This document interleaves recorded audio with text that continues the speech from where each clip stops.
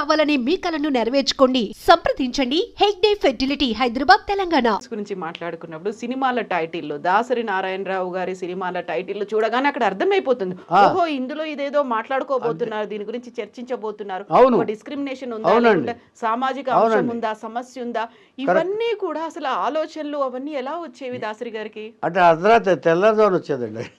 ఓ దీన్ని బట్టి ఎలా వచ్చేదంటే ఎప్పుడు అదే మైండ్లో తిరుగుతూ ఉంటుంది. అంటే ఛానల్స్ ఎక్కువ ఉన్నాయి ఆయనకి, మీకు అర్థమైందా? డిఫరెంట్ జానర్స్ ఉన్నాయి, ఛానల్స్ ఉన్నాయి. ఈయన చేస్తూ ఉంటే ఇలా చేస్తూ ఉన్నారంటే ఓహో ఈయన దేని గురించి ఆలోచిస్తున్నారు అనమాట. ఇది ఆయన మేనరిజం.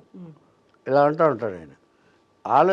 ఆయన అలా ఆలోచిస్తున్నారంటే, ఇలా పైకి చూశారంటే ఏదో ఆలోచిస్తున్నారనమాట. సడన్గా చెప్పేవాడు, ఏమైనా మంచి థాట్ వచ్చిందా అని చెప్పి కథలో ఒక పాయింట్ చెప్పేవాడు ఆయన. అప్పుడన్నీ మీరు పెన్ను పేపర్ పట్టుకుని టేప్ రికార్డర్, ఇదివరకు పెన్ను పేపర్ అండి. ఇప్పుడు ఆయన స్పీడ్కి అందుకోలేక టేప్ రికార్డర్ పెట్టాం. అయ్యో కొన్ని డైలాగులు మిస్ అయిపోయాయి. తర్వాత ఒకసారి సారీ మళ్ళీ ఎలా చెప్పనా, క్రియేషనే ఇది అనేవాడు ఆయన. విసుక్కునేవారు ఆయన. మంచి మంచి డైలాగులు పోతాయి ఒక్కోసారి. మరి ఆయన చెప్పినట్టు ఆయన ఫ్లోలో ఆయన క్యారెక్టర్లోకి వెళ్ళిపోయి చెప్పేసేవారండి. మనం ఎలా అందుకోగలమండి రాయటం. అప్పటి నుంచి ఆయనే సలహా ఇచ్చినట్టున్నారు. మన ఎప్పుడు గుర్తులేదు నాకు, టేప్ రికార్డు పెట్టేసాం. ఇక వేసింది ఆయన ఎలా అన్నా చెప్పుకొని మేము రాస్తూ ఉంటాం. అంటే ఒకవేళ సెట్లో జరుగుతూ ఉంటే, షూటింగ్ జరుగుతూ ఉంటే రాసింది ఒక పార్ట్ ఇస్తాం. ఒక 10 డైలాగులు ఉన్నాయనుకోండి, ఒక క్యారెక్టర్ ఉందనుకోండి, అది పంపించేస్తాం ఇంకో నెక్స్ట్ అసిస్టెంట్కి. పంపించేసి నెక్స్ట్ మేము టేప్ రికార్డు పెట్టుకుని ఫిలప్ చేసేస్తాం సీన్. ఆయన స్పీడ్ అడుగులేవాడు, పాత్రలోకి వెళ్ళిపోతాడు ఆయన. ఇప్పుడు ఆ రోజు షూట్ ఉంది, అందరూ రెడీ అయిపోయారు, సెట్ దగ్గర నుంచి ప్రతి ఒక్కరూ రెడీ అయిపోయారు. అప్పటికప్పుడు ఏదైనా థాట్ వస్తే ఆ స్క్రీన్ ప్లేని, డైలాగ్స్ని అప్పటికప్పుడు మార్చుకునేవాళ్ళ, లేదు ఇదే ఫిక్స్డ్ ఇలాగే వెళ్ళిపోదాం? అసలు ఫిక్స్ చేసే ప్రసక్తి దాసనారాయణరావు కెరియర్లోనే లేదు. లేదు, సెట్లోనే. ఎన్టీ రామారావు గారి బొబ్బుల పులే అక్కడ రాశాడు ఆయన.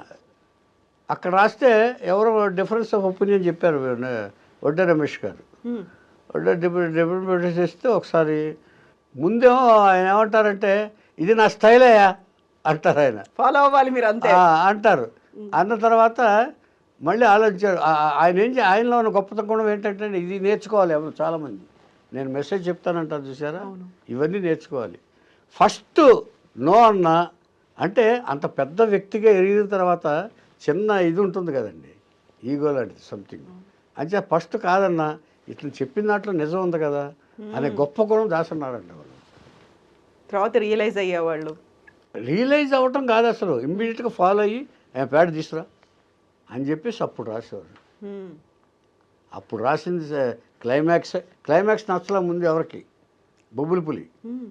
ఆ తర్వాత రాశారు. అప్పటి వరకు 12 గంటల వరకు రామారావు గారిని అందరినీ అక్కడ కూర్చోబెట్టారంటే దాన్ని బట్టి దాసనారాయణరావు ఏంటో తెలుసుకోవచ్చు మీరు. ఆయన అక్కడ రాస్తూ కూర్చున్నారు. చాలామంది ఈగోలు ఫీల్ అయ్యారు. చాలామంది ఏంటి మమ్మల్ని కూర్చోబెట్టి రాస్తారు డైలాగులు, ఇంతవరకు ఎవరు లేరు అని చాలామంది హర్ట్ అయ్యారు కూడా. 12 గంటలు కూర్చున్నారా రామారావు గారు? 12 గంటల వరకు. పొద్దున్నే వచ్చి రామారావు టైమింగ్స్ తెలుసుగా అందరికంటే, ఆయన కూడా టైమింగ్ మెయింటైన్ చేయట్లేదు మాస్టర్. ఆయన సిన్సియారిటీ 6 గంటల కంటే 5:59 ఉంటాడు ఆయన కూడా. వచ్చి రామారావు గారు అలా కూర్చున్న సెట్లో అందరూ పెద్ద పెద్ద ఆర్టిస్టులు ఒక 20 మంది తెలుసుగా బొబ్బుల క్లైమాక్స్లో ఎంతమంది ఉన్నారు అంతమంది కూర్చున్నారు. బట్ ఈ రాస్తానే ఉన్నారు అక్కడ కూర్చుని. ఇక వెళ్తే ఇక ఎవరి గురించి పట్టించుకోడు ఆయన, లీనం అయిపోతారు అంతే. తనే అనుకుని తనే ఆ పాత్రలోకి వెళ్ళి రాస్తారు. అయితే